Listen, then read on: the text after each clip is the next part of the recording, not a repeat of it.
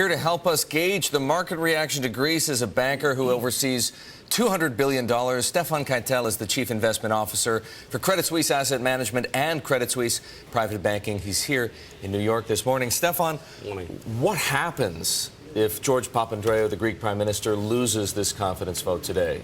Yeah, this would definitely cause further high uncertainty and big question marks, and this would definitely not improve the overall situation. Then I think we would be confronted with another phase of volatility and uncertainty.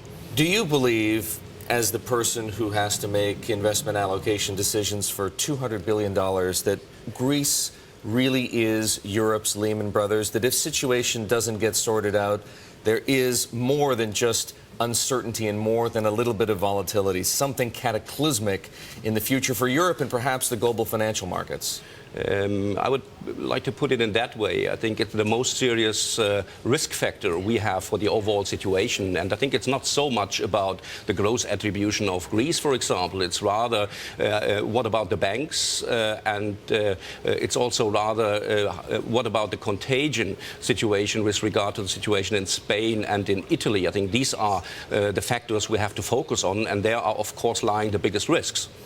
It is unclear whether a restructuring or whether a Greek bailout, let's say, can go forward without some kind of a debt restructuring. If that's the case, might it not matter whether Greece gets the bailout because S&P and Moody's will declare a default and the banks will have to record losses and the contagion will spread anyway? How much of a risk is that in your mind?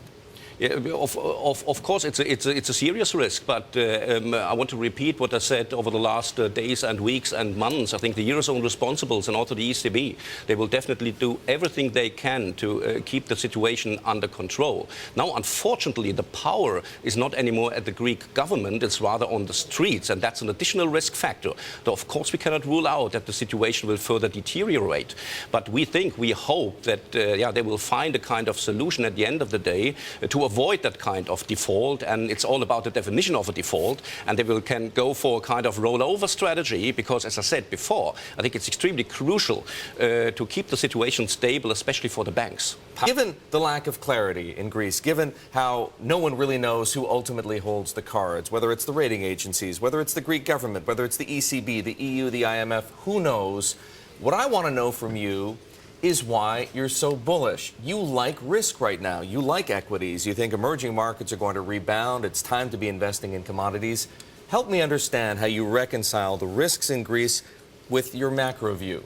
I would not say bullish, I would say rather constructive. And the reason for this is that all these risk elements we already referred to, for example, Greece, but also the discussion on the US growth or global growth in general, and also the situation in China. We think it's a bit over-exaggerated by the market participants. They are clearly focused in majority on the risks, and maybe they now forget a bit the opportunities. And when we look at the overall picture, the broader picture, we see people are too risk averse. They are currently a bit too risk-averse. Of course, there are strong reasons for that, because we already referred to the situation in Greece, and that's definitely a serious risk factor. I don't want to argue against that. But what I want to say is maybe now the people are too much focused on the risk factor. They are only talking about double dip in the US, hard landing in China, a breakup of the euro as a whole. So we think that's a bit over-exaggerated, and we think there's a good probability that especially the situation regarding US growth and the Chinese situation, the overall situation,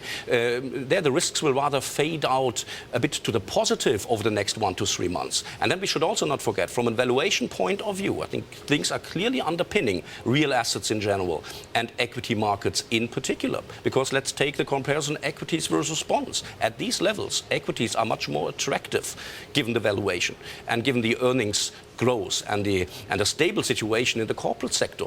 Look at the bond market. I think at these levels across the board, the macroeconomic strengths and also the inflation pendulum swing is definitely not reflected in the bond prices, in the yields. And we think over the next weeks there's a good probability that things will come into a direction where we rather move from a kind of risk-on strategy to a risk-off strategy to a risk-on strategy. Stefan, bond yields in the developed world, as you just pointed out, are very low.